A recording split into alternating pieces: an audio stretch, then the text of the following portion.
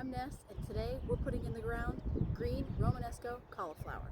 We tried to grow this last year and it was going to be a success, and then the bugs came in. We did not net our cauliflower last year. This year we are definitely going to net it. I have 8 that I'm going to get into this bed right now. I do have them spaced out 20 inches apart from each plant. We're going to put 8 plants in here.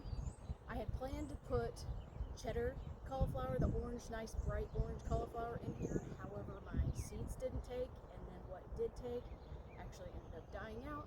So we moved it to green romanesco cauliflower is going to go in here. And then I have about 2 feet down here at the end that I'm going to interplant something else.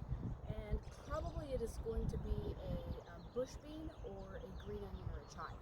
So let's get these into the ground. We have 8 green romanesco cauliflowers going in the ground today, and it's the end of March. These plants we started from seed. We started these from seed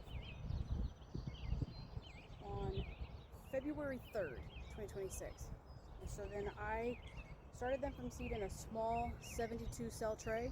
Then I transplanted them into the individual cells because this is much easier to, for one, bring outside, but 2, it gives the roots more time to establish and not become root bound in the tiny little 72 cell. And you can see there are roots coming out the bottom of this already. So imagine if it was in one of those small 72 cells, it would be quite compact and root bound.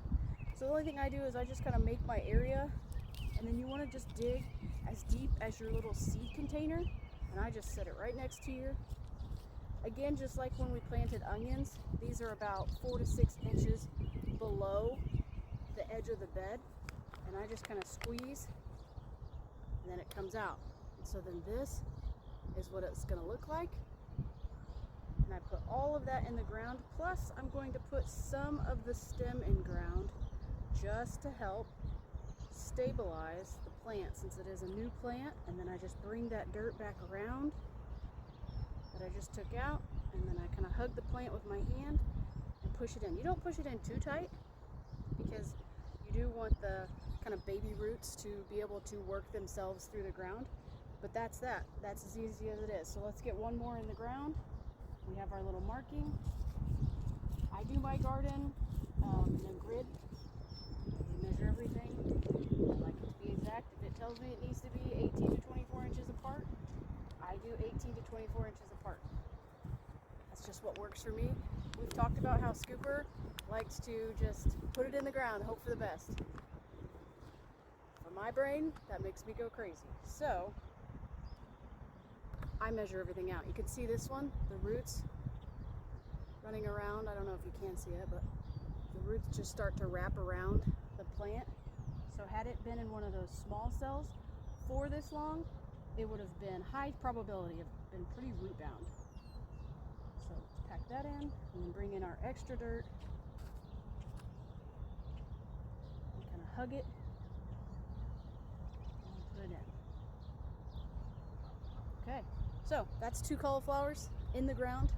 Let's get the rest of these 6 in the ground, and then we're done for the day.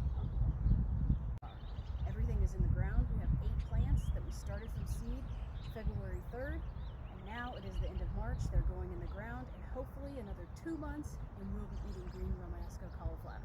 Then maybe we can do a video on what we do to prepare this for a meal. I'm Ness. This is the Ants Homestead. Thanks for watching.